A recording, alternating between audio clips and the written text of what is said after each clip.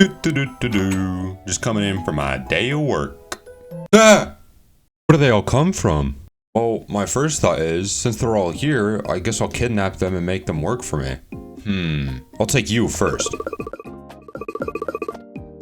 Hold up, before I talk about this, I've made some updates. Firstly is the bobber. Previously, it kind of looked like it was just floating in the air. I kind of forgot that objects interact with each other, which is weird because I just did a whole video on collision. Anyways, I added a little water overlay so it looks like the bottom part of the bobber is in the water, along with a little ripple animation. This should hopefully make it look a little more realistic. The other update is the journal. Before, the book would kind of just pop up on the screen. Now it is animated and comes from the bottom. I've also updated the inside of the journal too. Don't worry about the temp icons. The book used to have two worlds on the screen at the same time, but now it only displays a single world. I'm currently trying to add more fish that are either really rare or have special requirements. Okay, back to the NPCs. This is the Merchant NPC. He specializes in upgrades and haggling the sell price of the fish. More specifically, he increases the value of each fish. A few upgrades of this will change the fish from $1 to more than $1. Okay, I haven't figured out the values yet, but I can promise you that the value will increase. Another upgrade he has is to stock the lake with fish. This means that the timing between each cast will be shortened. You can also somehow get the player to catch more fish per cast. I don't know how he does it. To get these upgrades is pretty simple. All the player has to do is click on the NPC. This will open their shop menu. There are 3 little windows for each NPC's shop. The top left window shows what NPC the player is talking to. I like to watch your every movement while you browse their goods. The big window on the right is where the upgrades are. Each upgrade has an icon, name, and price. You might notice that some upgrades also have another number. These upgrades can be bought multiple times. When the player hovers over the upgrade, the bottom left window updates, redisplaying the name and the item description if the player needs a little more information because the name wasn't good enough. Finally, you might notice this little tab at the top of the shop. Some NPCs have multiple shops. To unlock more tabs for the merchant, the player needs to unlock other worlds. This is where another NPC comes in that I'll talk about later in this video. Alright, I think I've told you everything about this NPC and its shop. Let's go back to the selecting room. Who do I pick next? Eeny, meeny, miny, mo, I choose you. This is the Fisherman. He sells fishing rods. I've already went in depth about how fishing rods work in this video, but essentially, better the fishing rod, better the fish you can catch, and the easier it is to catch lower level fish. But the Fisherman also sells bait.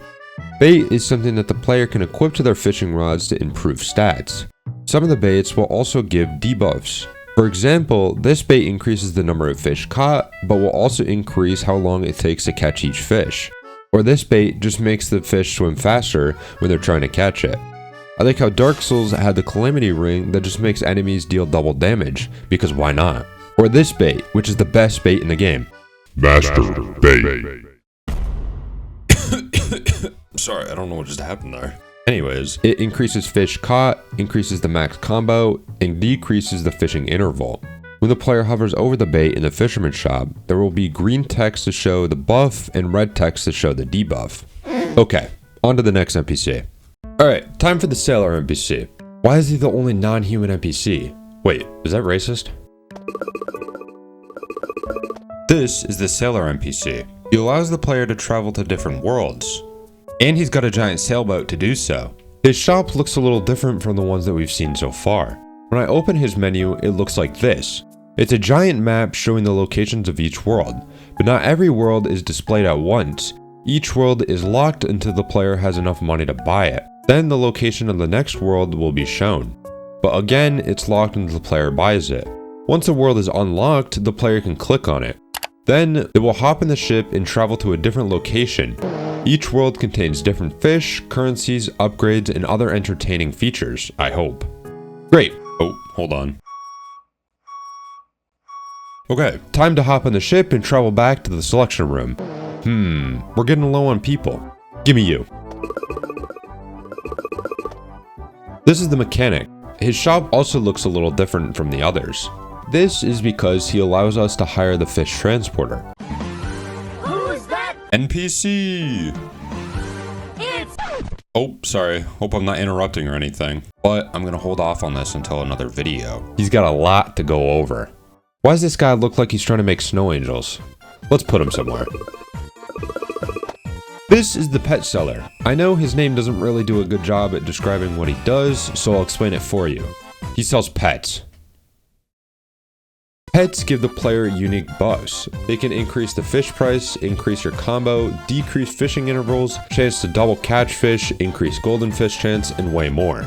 Once equipped, these little pets will follow the player around the world, stuck in their every movement. For all of you that hate animals, I will eventually add a setting that allows for the player to turn off the visibility of pets. Alright, only 2 NPCs left. This is the Scuba Diver. Let me just open her shop and see what it is. Oh my god, that looks complicated. I'll save her for another video. Well, that just leaves one more NPC. Some of you might have noticed that this actually isn't a living creature, and well, I think that's rude for you to assume that. This machine also does what its name suggests. It converts currency. Since each world will have a different currency to buy upgrades, I wanted there to be a way to convert old currencies into new ones, so the player wouldn't have this unused currency on them. Once the player has unlocked the currency, they will be able to convert into it. There are 2 ways of going about this. The current way that I have it set up now is with another shop interface like all the other NPCs. The player will then see a list of currencies that can be converted. Then it would be a simple on switch to convert the previous currency to the current currency. This would allow the player to decide which currency they don't need anymore and want to convert up the chain. The other idea is to scrap the shop interface altogether. The machine would then be the on or off switch. When the player clicks on the machine, it would start converting all the old currency into the current world's currency. So there would be less customability, but the machine might be a little more immersive as it wouldn't have a giant shop screen pop up. Finally, some peace and quiet. I put everyone off in their own little space to never bother me again.